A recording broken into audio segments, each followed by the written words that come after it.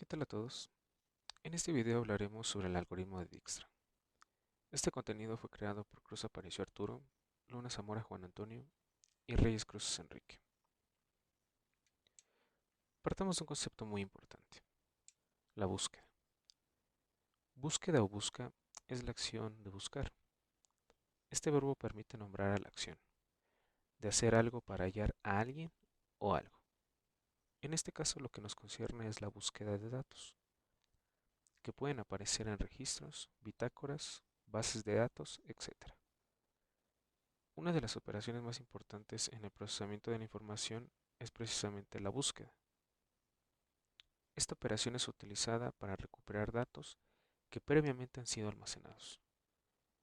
Encontrar estos datos puede considerarse de dos formas, un éxito o un fracaso, en caso contrario. Los métodos de búsqueda pueden ser clasificados en dos categorías, siendo estas búsqueda interna y búsqueda externa.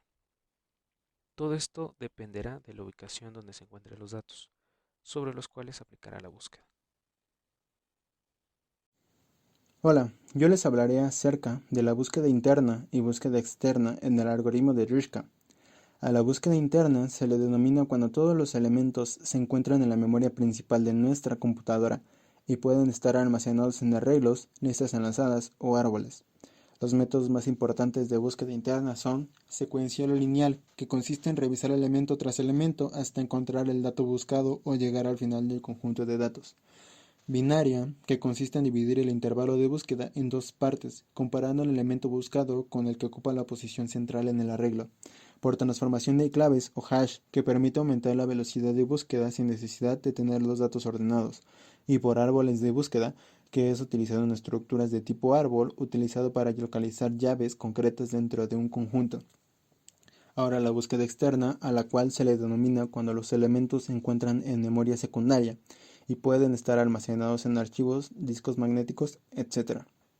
Ahora, en esta investigación, nos enfocaremos en explicar el funcionamiento del algoritmo de Rishka, conociendo su forma de operar, las ventajas y desventajas que este algoritmo nos ofrece, así como un ejemplo práctico para poder entender de mejor manera cómo este algoritmo es implementado para resolver un planteamiento. El algoritmo de Rishka lleva su nombre por el creador Hetzer Wade Rishka, quien fue un científico de la computación de origen holandés. Este algoritmo también es conocido como el algoritmo de caminos mínimos, y básicamente es un algoritmo para determinar el camino más corto, dado un vértice origen al resto de vértices en un grafo con peso en cada arista. El algoritmo de Rishka hace uso y define etiquetas a partir del nodo origen y para cada uno de los nodos subsiguientes. Estas etiquetas contienen información relacionada con un valor acumulado del tamaño de los arcos y con la procedencia más próxima de la ruta. Las etiquetas corresponden a los nodos, no a los arcos. En el algoritmo de Rishka, estas etiquetas son temporales y permanentes. Las etiquetas temporales son aquellas que son susceptibles a modificarse mientras existe la posibilidad de hallar para sí una ruta más corta. De lo contrario, dicha etiqueta pasa a ser permanente. Este algoritmo, al igual que el método de Floyd, tiene la capacidad de resolver el problema de la ruta más corta, tanto para redes cíclicas como para redes acíclicas, de manera tal que los bucles que presente una red no restringen el uso del algoritmo. Su metodología se basa en iteraciones, de tal manera que en la práctica su desarrollo se dificulta a medida que el tamaño de la red aumenta, dejándolo en clara desventaja frente a los métodos de optimización basados en programación matemática. Ahora veremos las ventajas y desventajas del algoritmo de Rishka. Por parte de las ventajas, vemos que analiza cada métrica de coste para elegir la mejor ruta con el mínimo coste. También que cada uno de los routers posee una información sobre la topología de la red. Y por último, que los bucles no restringen el algoritmo. Y por parte de las desventajas, vemos que requiere un administrador de red el cual tenga conocimientos suficientes para administrar la misma.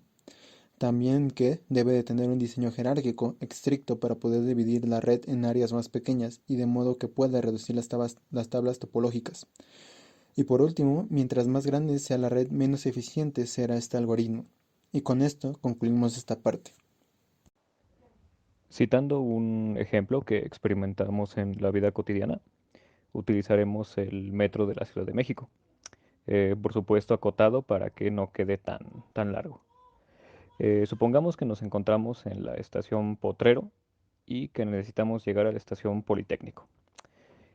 Como se observa en la imagen, tenemos una estación origen y una estación destino, que vendrían a ser Potrero y Politécnico respectivamente. Se observa también en la imagen que hay dos posibles rutas para llegar al mismo destino. La ruta marcada con flechas naranjas que pasa por La Raza, Autobuses del Norte, Instituto del Petróleo y Politécnico. Y la ruta alternativa que está marcada con flechas azules, que tiene recorrido por Deportivo 18 de Marzo, Linda Vista, Instituto del Petróleo y finalmente Politécnico.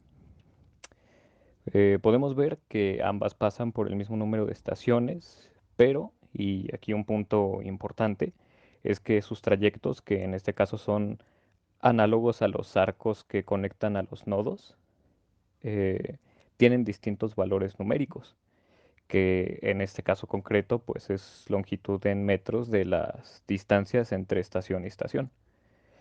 Y aquí fácilmente podemos concluir que la ruta más corta para llegar al destino es la ruta de flechas naranja. Eh, Cabe hacer un paréntesis y mencionar que pueden existir rutas que, por ejemplo, una ruta A tenga 5 nodos o estaciones y una ruta B que tenga 8 o 9 nodos o estaciones, pero que esta ruta con más estaciones tenga trayectos más cortos y que al final la sumatoria sea menor que la ruta A. Y en este caso se seleccionaría esa ruta porque tiene menos costos, en este caso pues de tiempo, ¿no? Si estamos hablando de un viaje.